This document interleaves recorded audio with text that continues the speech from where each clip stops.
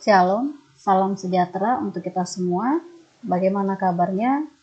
Ibu berharap semua dalam keadaan sehat-sehat. Baik, seperti pertemuan pada sebelumnya, Ibu memberitahu bahwa kalau untuk di kelas 10 kita akan belajar 3 mata pelajaran jurusan dan 2 di antaranya Ibu yang akan mengajarkan. Nah, pada pertemuan sebelumnya kita sudah belajar tentang mata pelajaran pengendalian persediaan. Nah, pada kali ini kita akan belajar tentang penanganan material dan sikap kerja. Ini mata pelajaran penanganan material dan sikap kerja ya. Baik, adapun kompetensi dasar yang kita akan capai yaitu dari segi pengetahuannya menerapkan prosedur penanganan material secara manual. Nah, dari segi keterampilannya yaitu melakukan proses penanganan material secara manual. Sebelum kita lanjut lebih jauh, kita harus tahu dulu apa itu penanganan material secara manual. Adapun pengertian dari penanganan material secara manual adalah salah satu teori dasar dalam teknik pemesinan yang berisi tentang bagaimana cara bekerja dengan berbagai material teknik seperti logam, non-logam, plastik, gelas, dan material logam lainnya.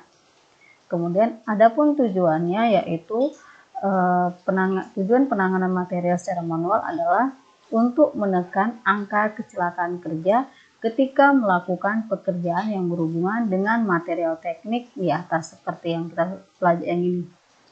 Kemudian dari segi keuntungannya, adapun keuntungan dari penanganan material secara manual adalah fleksibel dalam gerakan sehingga memberikan kemudahan pemindahan beban pada ruang terbatas dan pekerjaan yang tidak beraturan. Kemudian untuk beban ringan akan lebih murah dibandingkan dengan menggunakan mesin. Yang terakhir, tidak semua material dapat dipindahkan dengan alat. Itulah keuntungan kalau kita menggunakan penanganan material secara manual dibandingkan dengan menggunakan mesin. Tapi dengan catatan untuk hal-hal yang seperti ini, fleksibel dalam gerakan sehingga memberikan kemudahan pemindahan beban pada ruang terbatas dan pekerjaan yang tidak beraturan. Kemudian untuk beban ringan akan lebih murah dibandingkan dengan menggunakan mesin. Perlu diingat kalau untuk beban ringan. Kemudian tidak semua material dapat dipindahkan dengan alat, seperti misalnya barang yang mudah pecah atau barang tersebut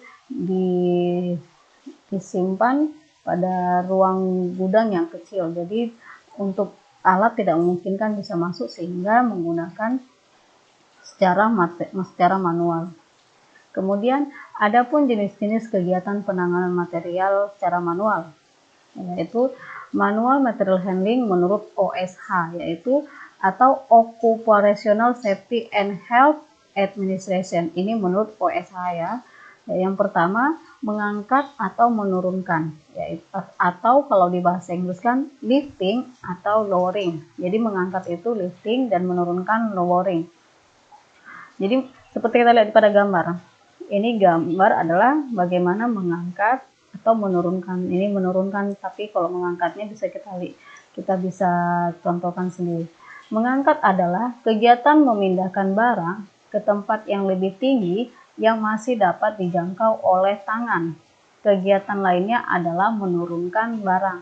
Jadi mengangkat itu adalah kegiatan memindahkan barang ke tempat yang lebih tinggi yang masih dapat dijangkau oleh tangan. Jadi kalau tidak dapat lagi jangkau dengan tangan, sebaiknya tidak menggunakan penanganan material non manual. Jadi ketika masih bisa dijangkau oleh tangan, berarti masih bisa menggunakan atau penanganan material secara manual. Kegiatan lainnya adalah menurunkan barang atau lowering yang tadi. Ini bisa kita lihat pada gambar ketika kita mengangkat dan menurunkan barang atau material. Bisa kita contohkan sendiri di rumah. Kemudian ada mendorong atau menarik. Bahasa Inggrisnya push and pull. Mendorong, push, menarik, pull. Ini seperti kita lihat pada gambar. Ini ada mendorong dan menarik. Kegiatan mendorong adalah kegiatan menekan berlawanan arah tubuh dengan usaha yang bertujuan untuk memindahkan objek.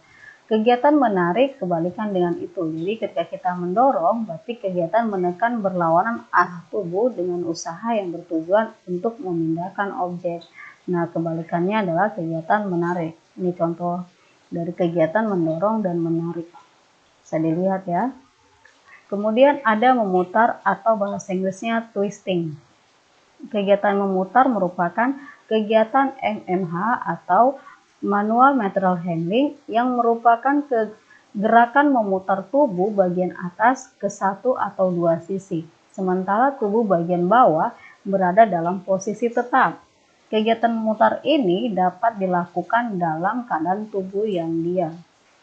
Jadi bisa kita lihat ya, kegiatan memutar, ibu ulang sekali lagi, kegiatan memutar merupakan gerakan memutar tubuh bagian atas. Jadi yang digerakkan itu hanya bagian atas tubuh ke satu atau dua sisi. Sementara tubuh bagian bawah berada dalam posisi tetap. Seperti kita lihat pada gambar ini. Ini tentu satu orang ketika mana bagian bawah tubuhnya tetap, sementara bagian atas tubuhnya bisa memutar ke satu atau dua sisi, bisa ke kiri dan bisa ke kanan, sedangkan di bagian tubuh bagian bawah itu tetap atau diam. Kemudian yang keempat, kegiatan membawa atau carrying. Kegiatan membawa merupakan kegiatan memegang atau mengambil barang dan memindahkannya. Ya, berat benda menjadi berat total pekerja. Ulangi, kegiatan membawa merupakan kegiatan memegang atau mengambil barang dan memindahkannya. Berat benda menjadi berat total pekerja. Menahan atau holding, memegang objek saat tubuh berada dalam posisi diam atau statis. Jadi bisa dilihat ya, atau bisa kita contohkan sendiri di rumah. Kegiatan membawa merupakan kegiatan memegang atau mengambil barang dan memindahkannya. Berat benda menjadi berat total pekerja. Menahan atau holding, memegang objek saat tubuh berada dalam posisi diam. Sekian dan terima kasih. Itulah materi kita untuk mata pelajaran penanganan materi dan sikap kerja dengan kompetensi dasarnya menerapkan prosedur penanganan material secara manual. Dan di sini ibu akan kasih tugas untuk kalian, yaitu seperti yang ini ada jenis-jenis kegiatan.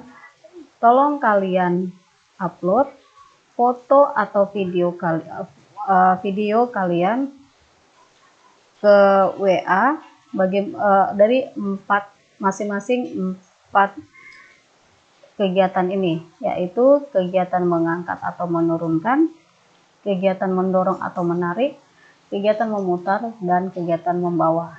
Ini kalian buat video bagaimana kegiatan ini, contohnya yang kalian terapkan di rumah. Nah, bisa di-upload di WA atau di Edmodo atau di komentar YouTube ibu. Sebelum memulai video, perkenalkan sekalian nama kalian, karena ibu juga belum banyak yang mengenal kalian. Oke, ibu tunggu sampai minggu depan. Dimulai dari ini tanggal 5 Agustus, berarti tugasnya ibu tunggu sampai tanggal 12 Agustus. Oke, sekian dan terima kasih. Shalom.